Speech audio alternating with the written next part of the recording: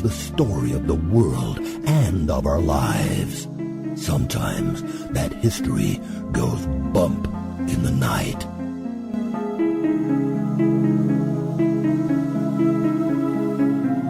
Broadcasting from the center of oddity and the supernatural in Central Florida, it's the History Goes Bump podcast. Hello, you spooktacular people, and welcome to the History Goes Bump podcast. Ghost tours for the theater of the mind. I am your host, Diane. And this is Denise, your co-host. And we want to welcome you to this third episode of the History Goes Bump podcast, The Poe Show. But before we get into that, we'd like to invite you to become a part of the spooktacular crew, and make sure you check out our website for everything History Goes Bump at historygoesbump.com. If you want to send us feedback, suggest future topics, or maybe you want to share your real ghost story with us, you can do that at historygoesbump@gmail.com.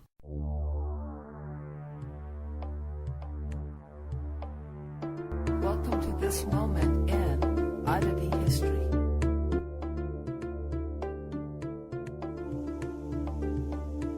The Female Stranger Grave. There is a grave in St. Paul Episcopal Church's cemetery in Alexandria, Virginia, with an inscription on the gravestone that reads, "To the memory of a female stranger, whose mortal suffering terminated on the 14th day of October, 1816, aged 23 years and 8 months. This stone is erected by her disconsolate husband, in whose arms she sighed out her last breath, and who under God did his utmost to soothe the cold, dull hour of death. How loved, how honored, once avails the not, to whom related or by whom begot, a heap of dust remains of thee, 'tis all thou art, and all the proud shall be." And then Acts 10:43, "To him give all the prophets witness that through his name whosoever believeth in him shall receive remission of sins." The grave is considered a historical mystery and an oddity. Legend weaves a tale about a woman who died in 1816 at Gadsby's Tavern in Room 8. 200 years has helped this tale twist and turn, and there are many theories about who the woman was, who her husband was, and how she died. The one clear fact is that the woman was ill and died young.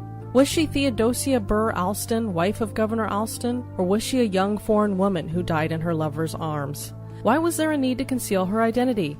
Is this why she purportedly haunts Room 8 at the Gadsby Tavern? Does she wave from the window to the long-lost love we know nothing about? We will more than likely never know the truth, but the fact that someone would go to the effort to lay an elaborate gravestone with an elegant poem and not name the occupant certainly is odd.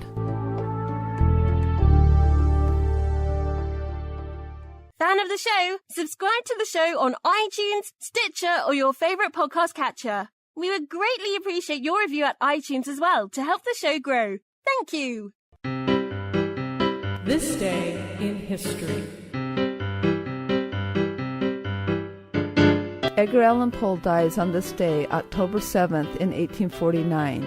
This show is dedicated to his memory.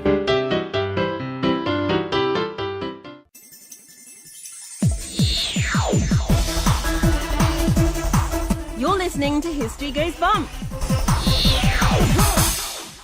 You know, Denise, when it comes to Edgar Allan Poe, I think everybody knows the name, but they may not necessarily know the man. So I'd like to ask you, since you're somebody who hasn't been a fan of him necessarily to the degree that I have been, what are your thoughts about him? What do you know about him? Mostly I just knew some of the writings that he had done, and just when I know that you'd read several of his things on your old show that you used to do. But other than that, besides being one of the classic writers, I didn't know a whole lot about him. I knew there was mystery around his death and some things, and that he was a great literary talent of his time, but I still wasn't real familiar with him. Well, one of the things that we strive to do on this show is to do our research and get as accurate a picture as we can, whether it's a particular location, a person, maybe an event that happened in history. And one thing people need to keep in mind when it comes to Edgar Allan Poe is that after his death, his obituary and the subsequent memoir written about him were written by a man who didn't like Edgar Allan Poe. These men didn't like each other, period. Edgar Allan Poe was a literary critic for most of his life, and he wasn't very nice about critiquing other writers. As a matter of fact, he accused Longfellow of plagiarism. So when you've heard about Edgar Allan Poe, you may think, this guy was a drug-addled, womanizing alcoholic who was a little crazy. But the truth about Edgar Allan Poe is quite different than that. Some of it's true, but a lot of it isn't. So imagine if you had an enemy and you died, and that person was allowed to write your history. Do you think it would be real accurate? Probably not. So come along with us and let us tell you a little bit about Edgar Allan Poe. So starting out, Edgar Allan Poe's life is a study in tragedy. Perhaps that is why his writings seem to carry a melancholy theme throughout. Poe was born in the city of Boston on January 19, 1809, to parents that he would never really know, because his mother died when he was just 3 years of age, and his father had already abandoned their family. John and Frances Allan took Poe in as their own and raised him. The Allan family was very well off, and Poe was sent to the finest schools, and he did very well academically. But there was something broken deep inside him that he attempted to fix via a myriad of vices. One of those vices was gambling, and the debts that he owed piled up, causing a rift between himself and his foster father, John, when John would not loan Poe the money. The debts forced Poe to leave school in 1826. The relationship between John and Poe would never recover. Poe was written out of Allan's will and left in poverty. During this time, Poe had become engaged to a young woman named Elmira Royster. When Poe left school and returned to the Allans, he found out his fiancée Elmira had become engaged to another, and Poe was left broken-hearted. He decided to join the army in 1827 and also published his first book of poetry that year, Tamerlane and Other Poems. The next year came a second book of poetry, but Poe's writing was receiving no attention. He decided to go to West Point and entered in 1830. Poe wasn't much of a soldier, and he was kicked out of West Point after only a year. But Poe was a writer at heart, and he latched onto prose. He could write anything, and he did. While most people know him for his macabre horror and his mystery genre works, Poe wrote romantic poems, black comedy like his story Loss of Breath, tall tales like his story The Angel of the Odd, and even science fiction like his work Malonta Tata.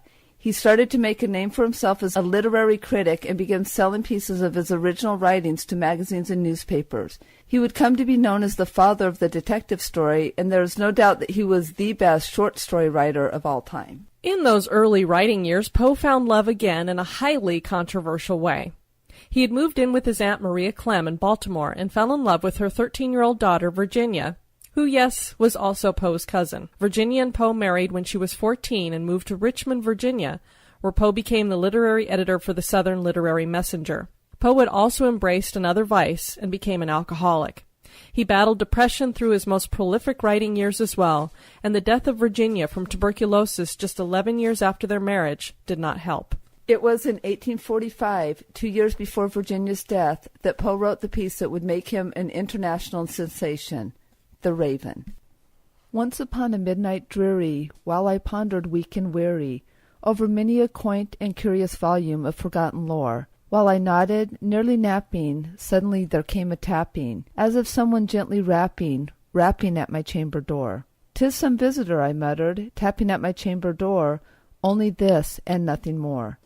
Ah, distinctly I remember it was in the bleak of December, and each separate dying ember wrought its ghost upon the floor. Eagerly I wished the morrow, vainly I had sought to borrow from the book surcease of sorrow for the lost Lenore, for the rare and radiant maiden whom the angels named Lenore, nameless here for evermore. And the silken, sad, uncertain rustling of each purple curtain thrilled me, filled me with the fantastic terrors never felt before, so that now, to still the beating of my heart, I stood repeating, "'Tis some visitor entreating entrance at my chamber door. Some late visitor entreating entrance at my chamber door.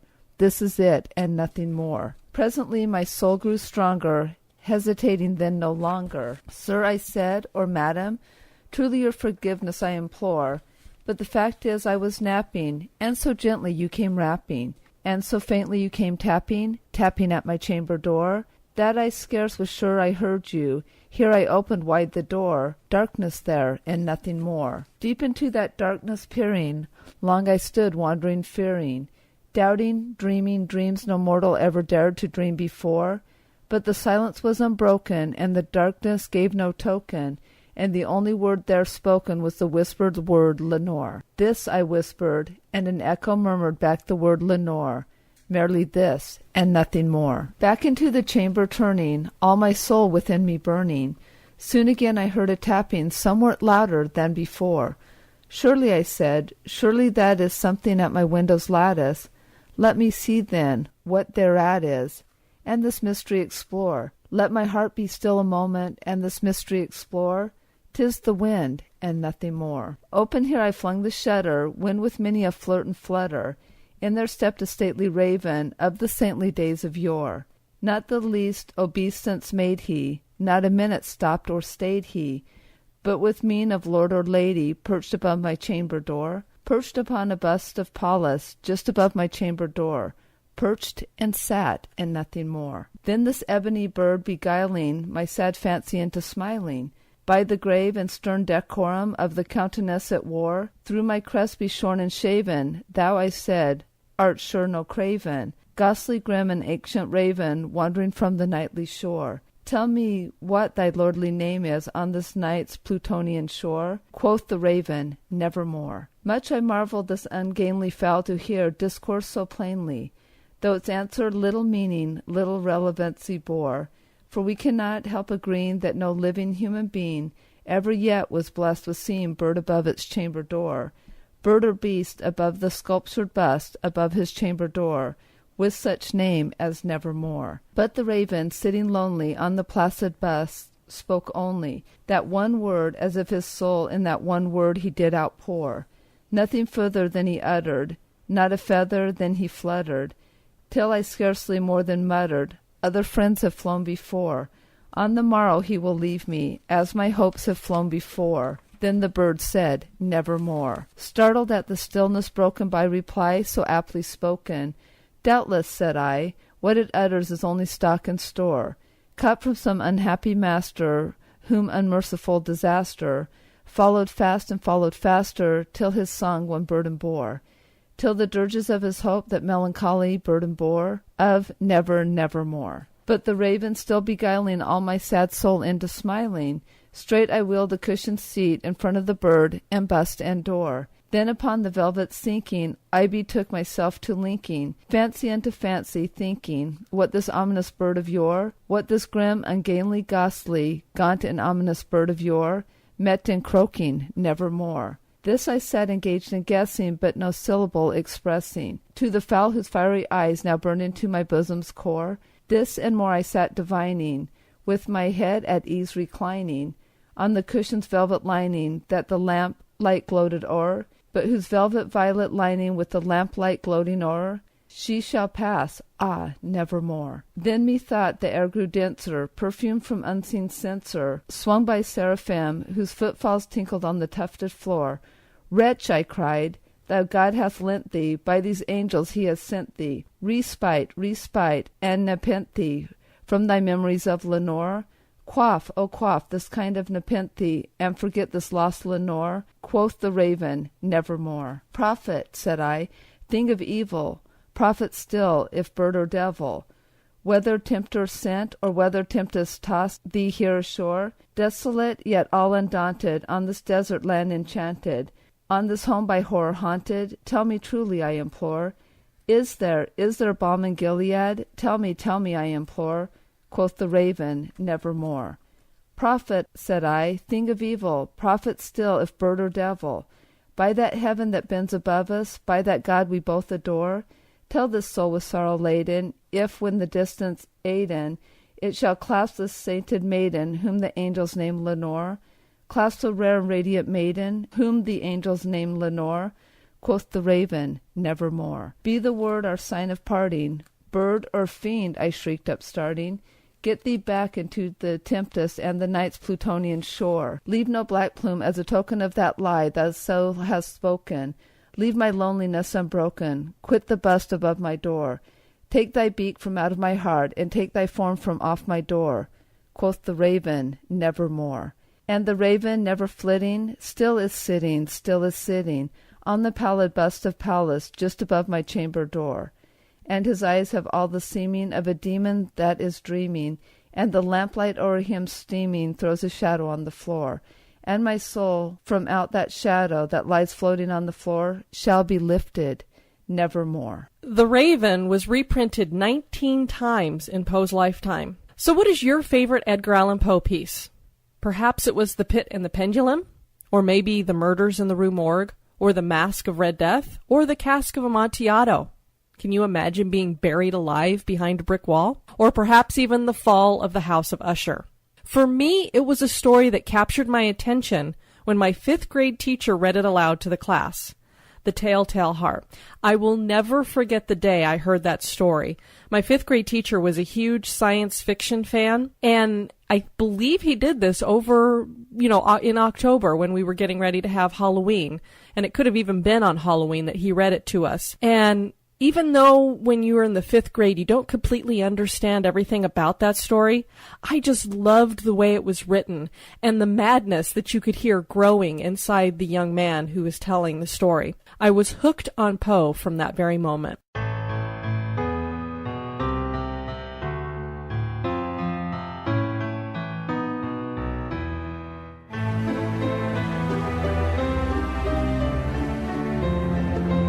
True. Nervous. Very, very dreadfully nervous I had been and am. But why will you say that I am mad? The disease had sharpened my senses, not destroyed, not dulled them. Above all was the sense of hearing acute. I heard all things in the heaven and in the earth. I heard many things in hell. How then am I mad? Hearken, and observe how healthily, how calmly I can tell you the whole story. It is impossible to say how first the idea entered my brain, but once conceived it haunted me day and night. Object there was none. Passion there was none. I loved the old man. He had never wronged me. He had never given me insult. For his gold I had no desire. I think it was his eye. Yes, it was this.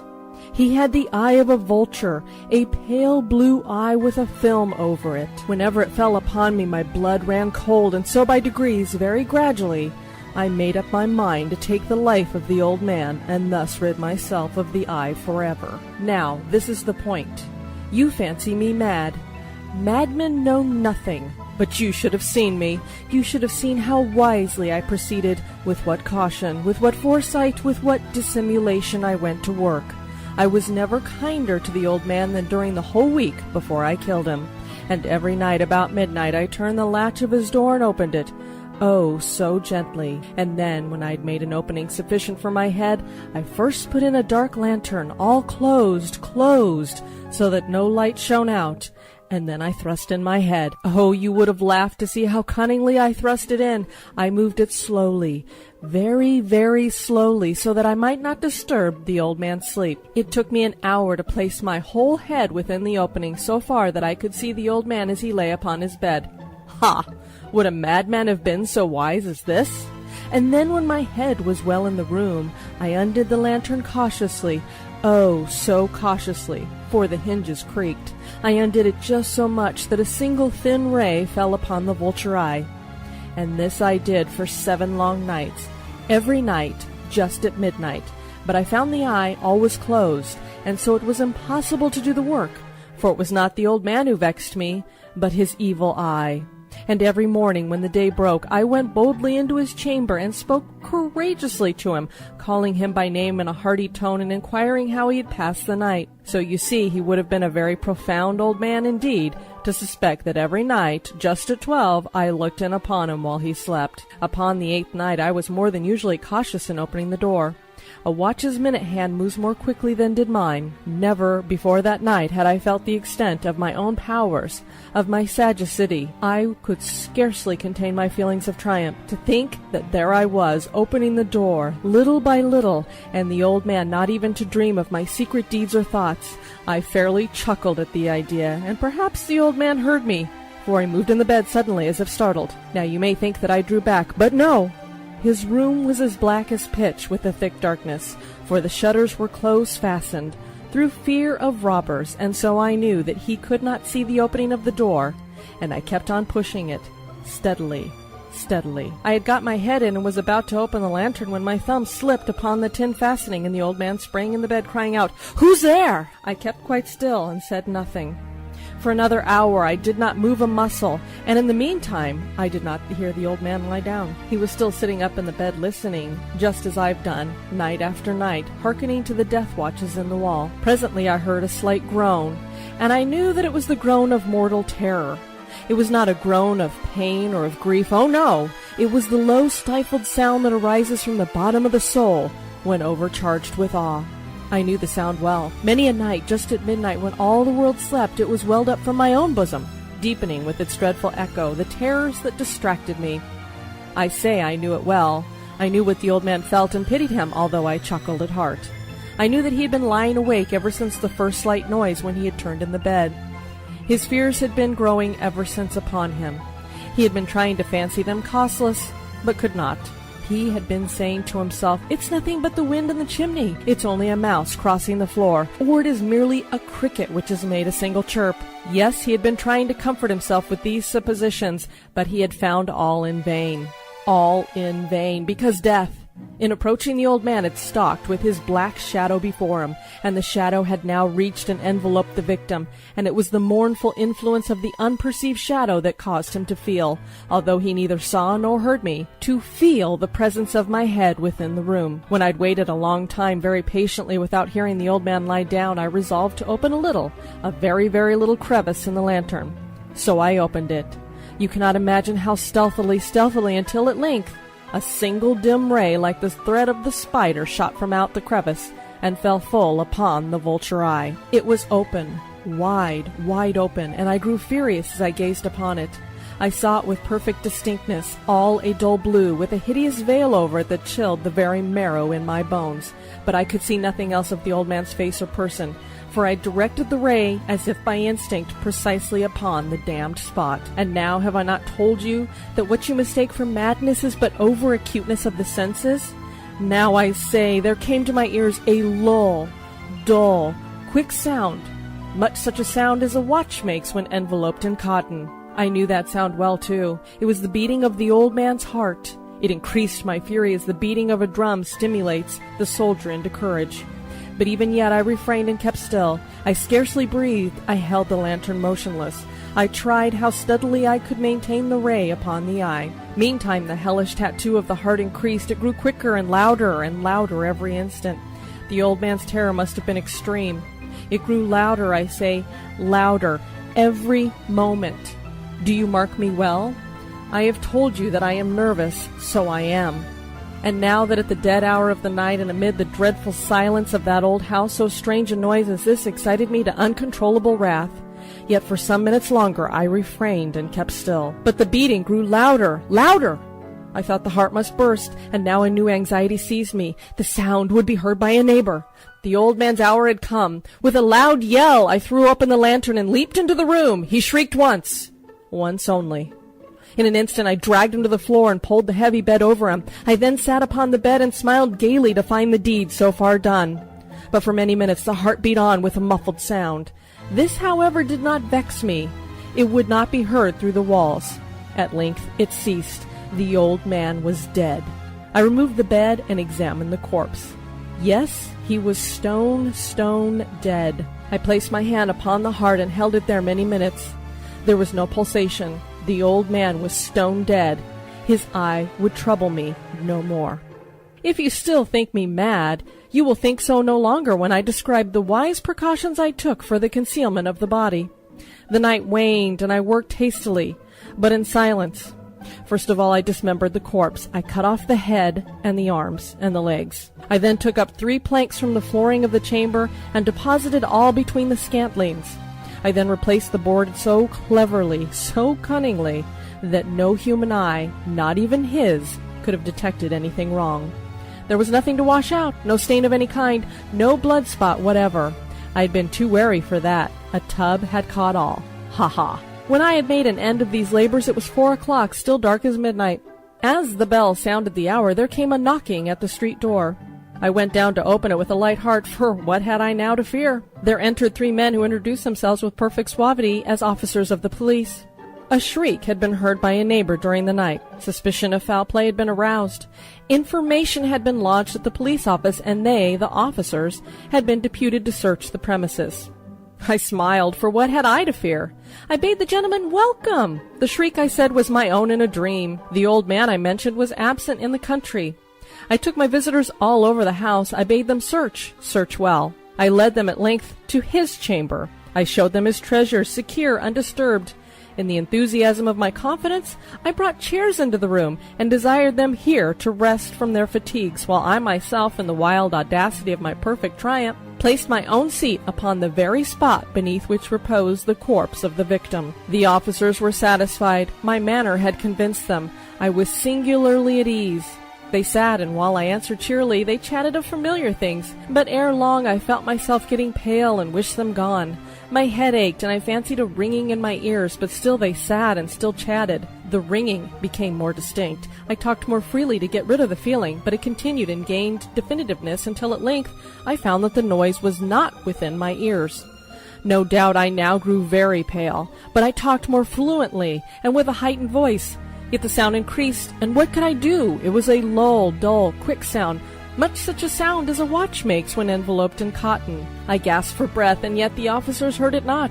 I talked more quickly, more vehemently, but the noise steadily increased. I arose and argued about trifles in a high key and with violent gesticulations, but the noise steadily increased. Why would they not be gone? I paced the floor to and fro with heavy strides as if excited to fury by the observations of the men, but the noise steadily increased. Oh God, what could I do? I foamed, I raved, I swore. I swung the chair upon which I had sat and grated it upon the boards, but the noise arose over all and continually increased. I grew louder, and still the men chatted pleasantly and smiled. Was it possible they heard not? Almighty God, no, they heard, they suspected, they knew. They were making a mockery of my horror. This I thought, and this I think.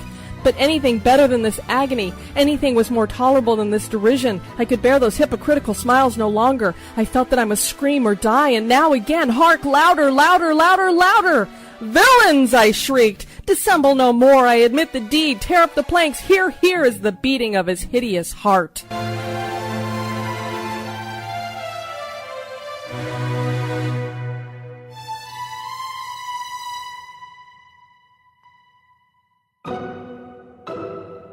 And that beautiful piece of music you heard playing in the background of my reading of The Telltale Heart is A Broom with a View by Kristen Lawrence. You can check out more of her tunes and more information on her at her website, HalloweenCarols.com. That's Halloween Carols, CAROLS.com. She's got her music up on iTunes as well as other various places. 165 years ago today, Edgar Allan Poe died. He was only 40 years old, and the circumstances of his death seemed to be the final mystery he wrote. He was traveling from Richmond to Philadelphia and stopped in Baltimore for a couple days. He was found on the street in a critical state on October 3rd and rushed to Washington College Hospital, where he died 4 days later, crying out, "Lord, help my poor soul," before he passed. Doctors claimed that congestion of the brain killed Poe, a diagnosis no one can understand in our modern terms. Did this mean he had cholera or an alcoholic wet brain? There are claims that he had acquired rabies from somewhere or that he had syphilis. Was it something more mundane like heart disease? The fact that he was traveling, and a sick man would generally not start a trip when sick, and the fact that he was delirious when found seems to indicate something peculiar had happened. The mystery deepens with the fact that when Poe was found, he was not wearing clothes that belonged to him. Was he beaten and mugged? Was he cooped, a practice in which men were stuffed into a box like a chicken coop and beaten and then forced to drink alcohol, dressed in clothes that were not their own, and taken to polling places to vote for a certain candidate? He was incoherent the entire time he was in the hospital, and so unable to explain what had happened to him. But he called out Reynolds several times.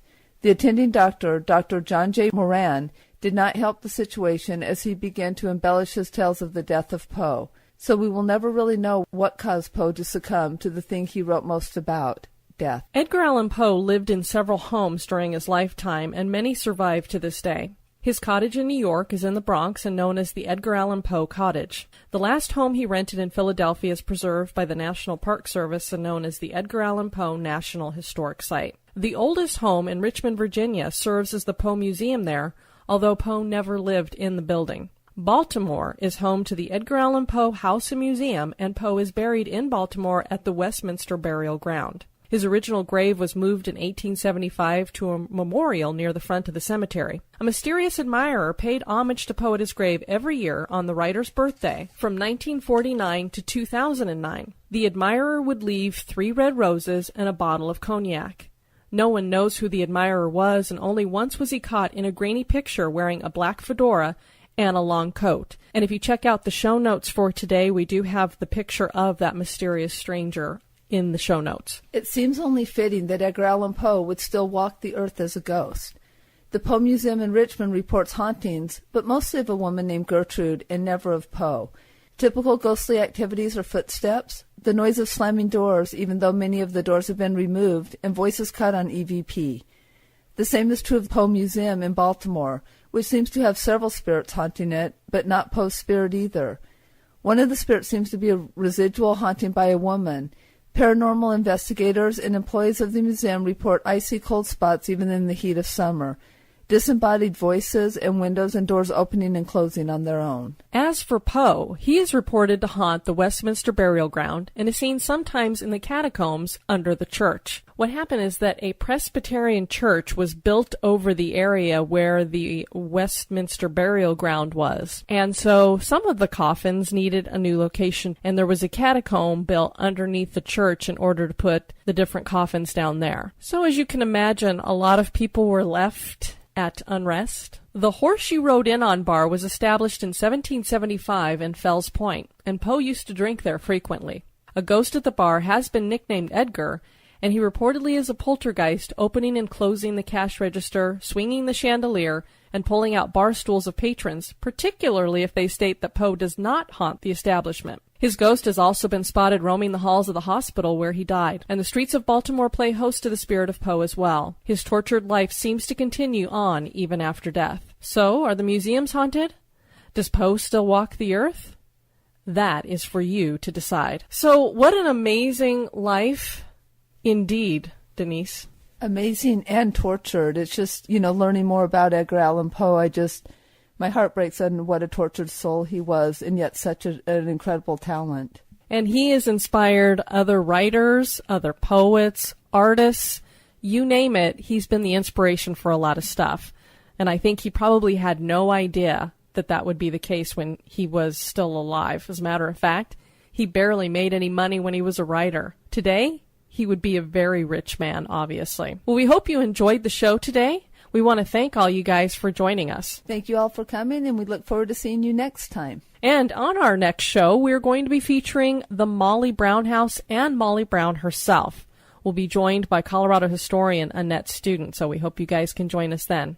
As for us, we just hope you take care. Bye-bye. Check out the website at historygoesbump.com.